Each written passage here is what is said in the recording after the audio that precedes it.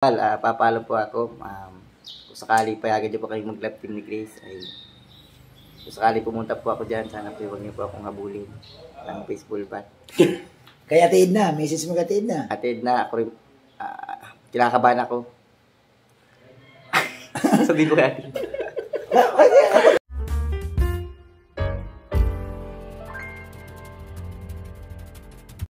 Hindi kay Kalinga pero siyempre dapat habang wala pa ang vlog kay Normis.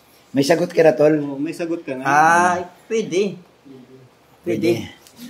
Tol, ano bang maasahan ng mga viewers, ng mga reactor sa Normis? Ano bang pwede niyong ipagmalaki ngayong 2025 sa bagong taon? Siguro kung papalarin kami magkaroon ng ganun, siguro igagrab namin yung opportunity na yun, yung love team ba? Oo. Gagawin natin babae si Grace.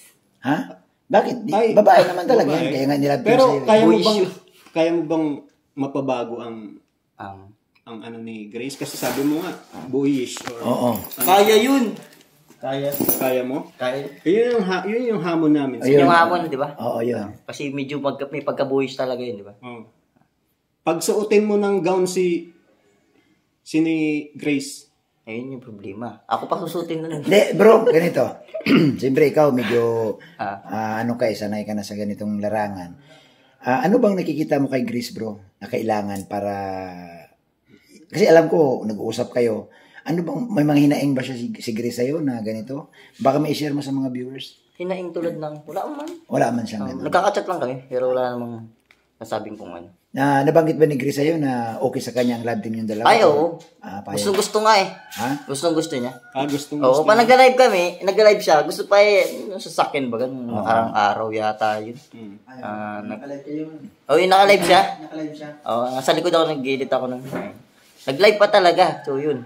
Parang gusto niya rin talaga, gusto niya rin matuloy yung Ang love team. Oo, yung kakulilahan namin. So bro, ano ang pinagkaiba bro ng Normis kumpara mo sa IDSI? Ay, baka kasi yun sa amin eh. Kaya Puro katatawanan lang. Katatawanan ng... kumbaga good vibes. Good vibes. Comedy. Oo, kasi wala pang ganun eh. So, siguro yun yung... Meron kami na wala sila. So yun ang pinagkaiba. Abangan kasi ang IDSI parang more, yung parang kilig. More on kilig, Jom Car, Edsi, and Danjoy. Sa inyo naman? More on kalukuhan, kilig, kalukuhan. Tawanan. No? Tawanan, no? So, pampaano kayo? Bali, pampaalis ng problema. Ng stress. So, ang tatakbang kwento sa kung paano magiging babae si Grace. Ayun, yun ang aabangan ko yan. Kung paano namin makikita na nakasuot ng... Naka-gown si... Hindi, wag mo na gown. Kasi matagal pa yun. Muna, medyo... Paunti-unti muna. Paunti-unti natin. Palda, ganyan. Naka-lipstick. Pero nag-lipstick na siya. Ha? Nag-lipstick na siya sa mga mahidig ko nakapansin niyo. Talaga. Iba talaga. So, yun ang yun ang aabangan. Doon sa kay Grace. Pero pag binigyan ka ng pagkakataon, Norms, naman. Wala namang problema. Kung maging babae si Grace, may pag-asa bang... Ay, di ko pa alam yan. Ang mga ganyang kasagutan. Paano pag tumagal, di ba? Mayroon bagang mga... Hindi ba malabo na, ano ba? Ay, di malabo. Yun ang gusto kong malaman. Ma-improve pa yan si Grace. Maganda si Grace pag naging babae yan. Counting gym lang yan, mapayat pa yan. Mapayat. Oo, mapayat pa yan. Counting gluta lang, maputi na. So, sa madaling sabi bro, kabisado mo yung kabisado mo yung pamamaraan na mababago mo si Grace. Oo, kabisado ko na yan. Mayroon pa yan mga self-improvement. Malay mo ngayon 2025, baka New Year resolution niya, hindi natin natatanong. Malay mo magpa-improve pa sa sarili niya. Tawag dito, glow up ba? Pag-glow up siya. Ayun yung naabangan sa... Ayun naabangan natin sa kanya. So, magiging... I-hype ko na ang Normis ngayon kasi bawal na sa EDSI. Kaya Normis na, lilipat na ako sa Normis. Oo, pwede yan. May sino bang founder ng Normis? Baka pwede ikaw na Si Ma'am Jack. Si Ma'am Jack. Si Ma'am Jack Matubang pala ang may hawak. Mapapaalam. Pero bro, sa tingin mo, pag nag-improve itong Normis at nag-click, at dumating sa punto na parang close na kayo. Na-in love. Oo, na-in love. Kaya mo bang pumunta kay Kuya Bal at magpaalam kay Kuya Bal? Kaya. Lalakasan natin ang loob natin. Kung sakaling magalit si Kuya Bal, matakbo tayo. Kasi bro, ganito bro. Wala tayo magagawa. Bro, si Kalingap Dan, bago magtapos ang 2024, nagpaalam na kay Nanay Imelda eh. Nagpaalam sa Nay. Kasama kami nun. Kaya nga, so, Sa tingin mo ba, bro, yung ginawa ni Kalingap na nagpaalam, gawin mo rin kay Ate Edna? Siguro yung nginig ng tuhod ko hanggang ulo. Kuya Bal na ba kayo? Matubang ba si Grace? Oo. Hindi, so, hindi mo ba, pag-isipan mo rin ba yun na kung dumating man sa pagkakataong yun, kailangan mo mapaalam kay Kuya Bal? Nasa isip ko na yan. Nasa isip mo ba? Yung kaba nga, hanggang ulo. Hanggang ulo na. Hanggang ulo. Kasi sa kay Kalinga Prab, medyo okay. Dahil kasama mo na si Kalinga Prab. Kung napanood nyo itong kila Edward, sa kay Pao, nagpaalam din si Pao. Nakaubay pa si Kuya Bal doon. Yun, mangyari yung ganyan sa'yo, bro. Yun nga. So, ang inig ng tuhod mo hanggang ulo na. Hanggang ulo. Pero bro, paghandaan mo yan. Pag nag-ads kayo ba, tatakbo na lang tayo. Kuya Bal, tatabay siya tayo. Hindi, pero sa tingin ko baka tatawagin ni Kuya Bal, Grace, andito na yung parang manliligaw mo. Kuya, parang maganda talaga yung normies ngayon. Kasi may trend ay. Ang normies kasi bro, ang kagandahan, parang ang laking hamon kay Norman. Kasi matubang yan. Ang laking hamon kay Norman na mapasuot mo si Grace ng palda. O kaya mapasuot mo ng bestida. Oo, ganun. Sa unang... sa ibang lab din, normal na yun. Nagsusuot na ng Ganda yun eh. Kay Kuya Bal pa lang yun. Kay Ate Edna pa. Yun, kaya mong lampas ulo na. Paano na? Hindi, anong bro? Ano sa tingin mo? Ano lang, mag-advance natin ng konti. Anong gawin mo doon? Kay Ate Edna? Siguro okay naman siguro kay Ate Edna. Kay Kuya Bal medyo nakakatakot. Ha? Mas nakakatakot si Ate Edna. Oo, nana yun eh. Nana yun eh. Hindi, nakakakwentuhan ko na kasi si Ate Edna eh. Nakakasama ko siya pag nag-scout kami sa Nakakwentuhan ako sa paglalakad kami. Parang So nag-alala siya bro kay Kuya Bal. Hindi, si Kuya Bal na, mabait naman. Yung maghahawak lang ng baseball bat yun. Yun nga. Ang paganda ko dyan, yung pagtakbo ko. Hindi bro. Wala akong pilay. Dapat bro, pagpunta mo doon bro. Ayos ka naman. Pipinayang kita. Pagpunta na doon bro, tingnan mo yung kamay ni Kuya Bal. Ay, siyempre. Kung ano ang dala. Pag wala namang dala. Ay, bakit ito? Nandito na rin naman tayo. Siguro mga limang di pa halayo. Si Grace kasi nakapagpangipin. Ay, yan tungkol dyan. Gumaganda na. Ano na yan, siguro mga ubos na ang ngipin ko ngayong buwan January. Mga Marso, ayos na ang ngipin. Ayos na. Maganda na. Ay, grabe. Pugi ka na. Pugi na yan. Mag-inom ka ng gluta. Bakit? Paputi baga. Hindi bro, anong message mo bro sa mga susuporta sa normies? Kasi alam ko bro, kahit ganito ang live team ninyo, Kuwela, pero yun yung gusto ng viewers na natatawa sila. Pampaalis baga ng stress. Ano ang mensahe mo bro sa mga supporters ng normies? Salamat normies? pag sumuporta sila. Sana'y sumuporta kasi yung mga ginagawa ni Kalinga Prab na mga love team naman yung mga sakaling mag-boom yan, kumita yan. Hindi naman yan para sa taong nilalove team lang nila. Para sa ibang beneficiary. Para sa iba. Marami kasi dito beneficiary sa Kalinga Prab na walang sponsor sa pabahay baga. Akala nila basta love team lang yan. Akala nila yun. Yun ang akala nila. Pero siyempre, yung iba dyan napupunta talaga karniwan sa... Halimbawa, yung kita ng EDC, kita ng Jomcar. Hindi lang para sa Jomcar. Iniikot lang. Para sa may mga beneficiaries baga na walang sponsor. Yung sa bahay, nagkakabahay nga iba. Tulad yung kay Christian at Christian. Yun, tulad nun. Wala yun, di ba? Yung sa babahay ni Brother Paas. Yun, walang sponsor yun bro. Walang sponsor. Galing yun sa kita ng love team.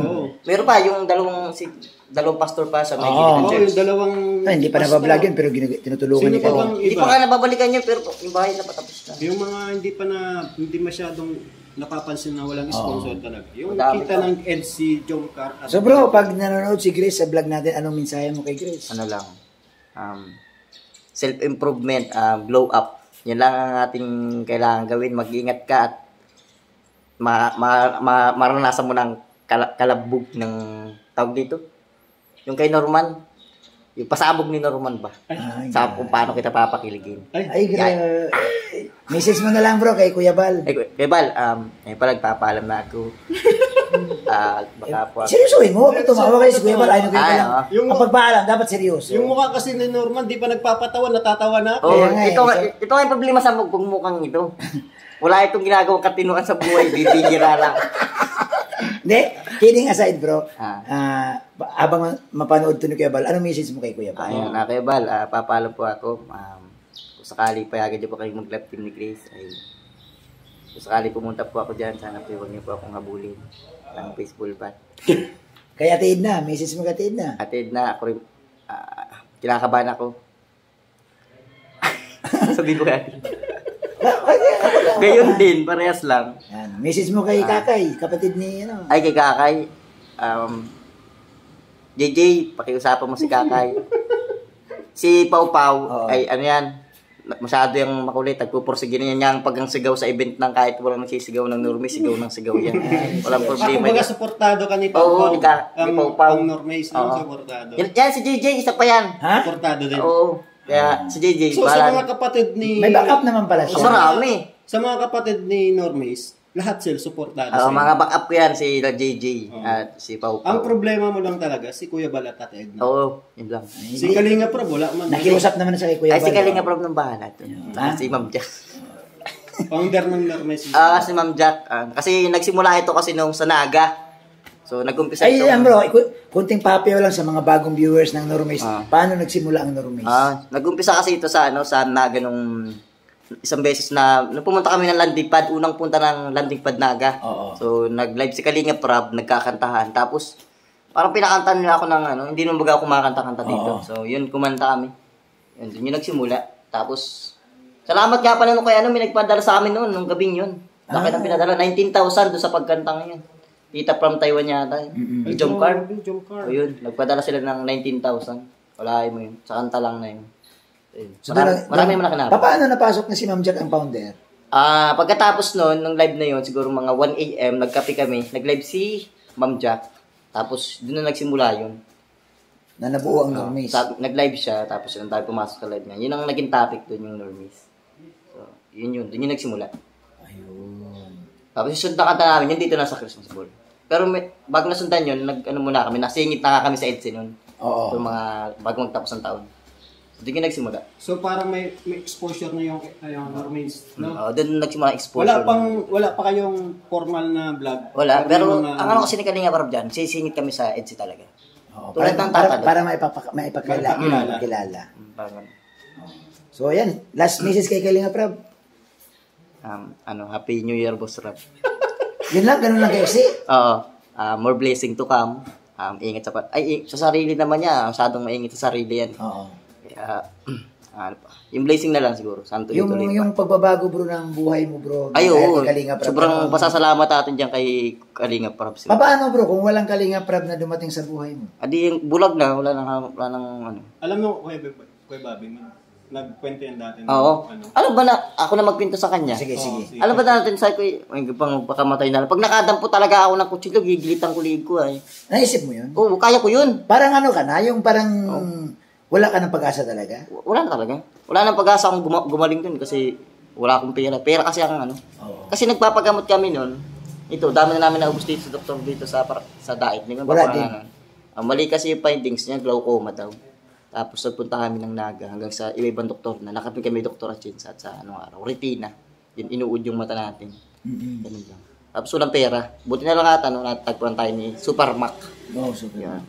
Nag-repair tayo kay Kalinga Prab. So, nung yun, siguro 3 araw lang, simula dumating si Supermac, dumating sila Kalinga Prab. Isang buwan, operado na ako. Dinala ka sa Naga? Legazpi. Legazpi mismo. Tapos sa Naga siya nagpa-opera. Legazpi ako ni Prab. Naga ako dinala. Legazpi ako ni Prab. Yung pinupuntahan natin, hindi ka doon. So bro, sa madaling sabi Hindi, bro. sa Legazpi ako. Bro, yung sa madaling sabi, yung liwanag na nakita mo ngayon, utang na loob mo yung kay Kalinga. Oo, kay Kalinga Prab ito kasi Kasi bro, ganito bro, gusto kong linawin. Marami kasi hindi nakakaalam. Anyway, yung iba alam, pero yung mga bagong viewers, yung mga sa bagong Kalinga, viewers, hindi nila alam. Oo, meron nga paano pa nakakaalam. dumating? Sabi sa akin, Kuya Boy, paano pa napunta si Norman dyan sa Kalinga? hindi nila alam. So ito sa pamamagitan sa vlog na to bro, siya magkukwento, ano ba ang nagsimula? So, dahil nga si Kalinga Prab talaga nakatulong sa si Kalinga Prab. sa bagong liwanag mo. No? Pinaopera ako ni Kalinga Prab. Ang ginastos sa mata ko higit 100,000 kung tutusin. Ay siya? Oo. So bro, kung wala talaga bro si Kalinga Prab, wala talaga. Wala. Kasi nung bago pala operahan, nag-release na agad dyan si Kalinga Prab ng 50 mil para sa mata ko. Hanggang sa amin nag-responso, nakaipon ng 50K. Siyempre yung pang mga ginastos namin sa... Pero bago yan bro, bago ang operasyon, bago ang tulong ng Kalinga Prab, ano ang saloobin mo? Wala Talagang na. depressed ka na. Oo. Pahit na pahit na nga ako nun kuya. Ang sama na nalagay ko na. Ano nga ako napalawa ko dati noon na nagkwento ka na patakbusin mo lang yung birthday ng pamangkin. Oo, yun talaga. Parang tinatanong ko sa sarili ko. Pero bago dumating yung birthday ng pamangkin ko, Sabi ko, malayo pa yung mga 1 buwan pa siguro. Dumating na sila Supermac. Yun eh. Natagpuan ka na ng Kalinga. Natagpuan na ako ng Grabe, Kalinga. ano? Kaya hindi mo na naituloy. Hindi na. Sabi ko Pero nag-a-attempt ka talaga. oo. Sabi ko nga, pag nakaawak ako ng kutsilyo dito, gigilitan ko sarili ko. Kaya ko yun. Kaya mo yung gano'n? Kaya ko yun. Ay, Depressed na eh. dami ko kayang gawin sa sarili ko na hindi kayang gawin ng iba. Ay, Pero ngayon- minsan nga nakangapa ako sa loob ng bahay, naghahanap ako tali, ibibigti ko talaga yung sarili ko. Pero ngayon hindi mo na naisip yan. Bakit bro? As in, totally black talaga ang paningin. Wala ka talaga Ano? ninang. Alam ba yung samaan ng panahon? Oo. Nakita mo yung ulap na yan, yung liwanag na yan, no? Yun yung isa namin yan, no? Oo. Ilapat mo yung mata mo dyan, tapos mas madilim pa dyan. Ganyan. Wala ka makikita sa kabila niya. Kaya, Ako raw, may liwanag naman. May liwanag pero hindi mo alam kung ano yung dumaan sa harapan mo. Kumbaga talaga ano. grabe. Wala. Oh. So, grabe pa lang ano. Walang kahit ano kung makikita talaga. Mabuti na lang na-scout ka ni Supermax Oo. tapos dumating si Kalinga. Tapos parang Kasi alam mo bro, sa totoo lang bro, para sa akin tanggalan mo lang ako ng part ng ibang katawan, wag lang ang mata. Chen. Kasi pag nawala ang paningin mo, goodbye ka eh. Parang ikaw na ang pinaka-inutil na tao sa buong mundo na pag nawala yung paningin mo. Lalo't sanay ka na. Oh, Tapos pagka bulag ka, maisip mo na yung iba kayang bulag na inborn ng bulag, alam kaya nila kung anong kulay ng mga bagay-bagay. Ano kayang itsura ng ganito? oo. Yung ganun pala. Sabi ko nga, mawalan ka ng daliri. Di ba, mawalan ka lang ng daliri sa ibang wag lang ang mata. Kasi ang mata talaga, kailangan mo yun eh.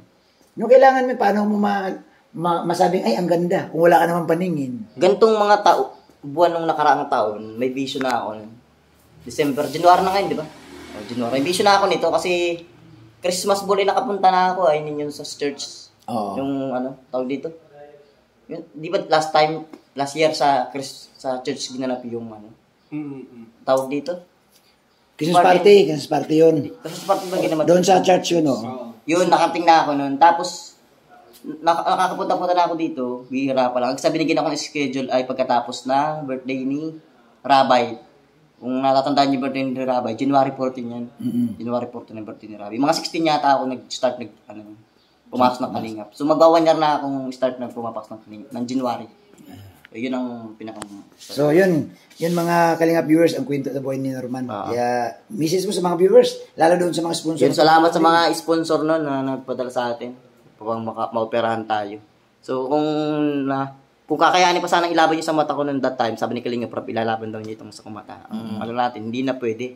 Sabi ng doktor, kasi magtutuloy-tuloy daw ang internal bleeding. Yun.